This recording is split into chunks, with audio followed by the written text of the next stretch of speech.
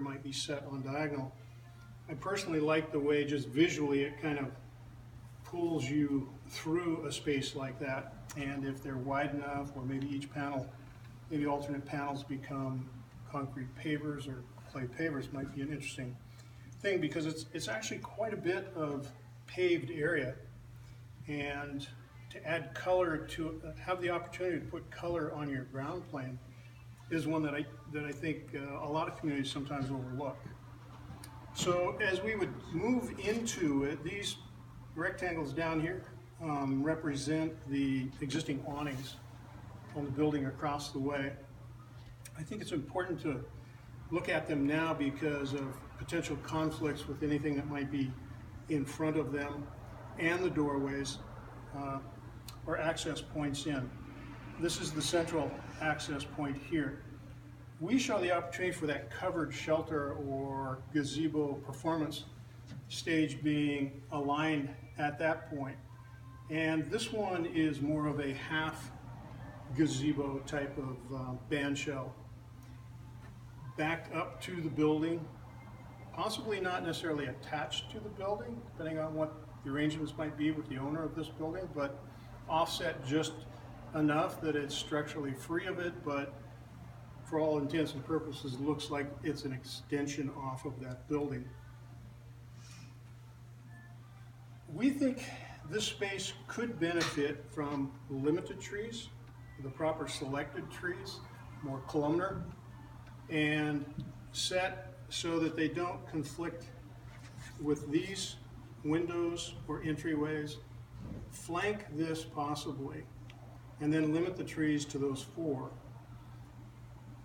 On the blank space, we also feel there could be some opportunities here and here for entries into the lower level if there was ever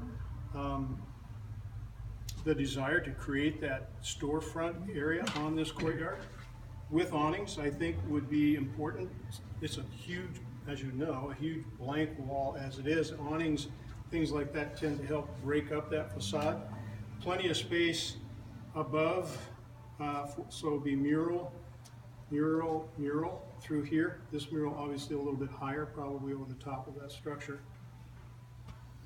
And then I think one of the groups talked about potted plants in large urns or something. We think that could be effective as well. Place those circles that we indicate through here, so that possibly even they're the size that are movable, but now they're not essentially permanent like the ones out here are essentially permanent. They're nice because they add a lot of color and kind of a festive atmosphere. The shade issue without trees, I like the idea that that group had of some large, almost fabric type shade structures, which we think are really, that's an interesting one. I think the height of those become critical, and how they may affect some of the second floor windows. Second floor windows out of this building could be an issue, maybe not. We think that in this space, so that people have a chance to sit down, maybe eat their lunch like somebody brought up the other day, so they're not holding it on their lap. Maybe their laptop is here while we got the Wi-Fi. That we use almost the table, chair, umbrella type of setup that can be moved around, or it's a table that have the chairs fixed to the table, but still have an opportunity for umbrella and shade. And those can be colorful as well. So our intent, as you can see with these two parallel blue lines, is to keep the center of that both physically and visually open, so that from out in here you see through it all the way out. We also think that we should explore the opportunity to expand westward into the parking lot, and either take this drive aisle and swing it out so that we can create this opportunity, take it far enough either side so it's not conflicting with where those dumpsters are today, and flank that with trees on the building side. So again, they're not with larger trees, so they're not blocking this. Our thoughts were that the entry gateway arch happen on this end, so that from over here it's visible, and then from over here that's visible as well. We think it could be of that type of a scale. So if that guy's 5 or 6 feet tall, this is at least 10 or 12 feet tall and maybe up to 16 feet tall or more at the very top.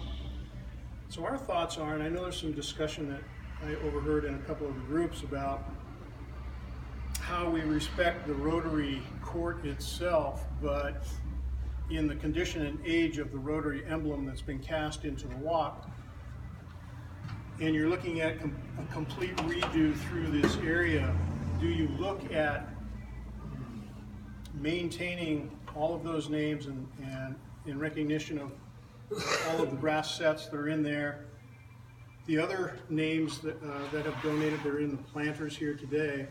Incorporate that Rotary emblem somehow into this archway on both sides, and then at the bases re-establish those recognition discs or maybe new plaques on each of those. So just an alternate thought on how we look at that Rotary emblem. So our thoughts here aren't much different than what everybody else has presented as well. We think that there should be opportunities possibly for some rearrangement of this parking lot. Food trucks might be the most appropriate in this location, that can stack here and can stack here, and then there's room for people congregating, doing business with the food trucks. We see bike racks in this area, possibly a restroom somewhere in this phase versus trying to establish another structure within that court area, but at a point that is still visually recognizable and an easy distance to get to if you're in this space or you're on your way, say, from the fairgrounds or vice versa, that you go by it. We think the lighting is critical in a space like this, so we think the lights, as they're positioned now, are kind of in the middle of the space. It doesn't keep that space open.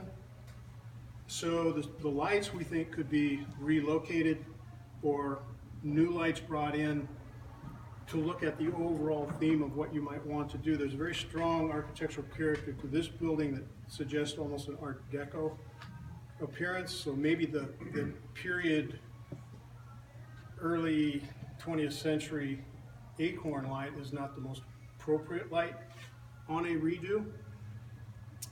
And those lights might be positioned in these locations between the awnings offset from the building, maybe flanking either side of what is the band shell, and then mirrored over to this side. Tall enough that they can structurally set up so that beyond a, say, 14-foot height of the fixture itself, that they extend. And then you could string catenary lights between them. And we think the catenary light is a nice idea, because in the evening, rather than just having the space lit, these lights here could be set up on a lower percentage than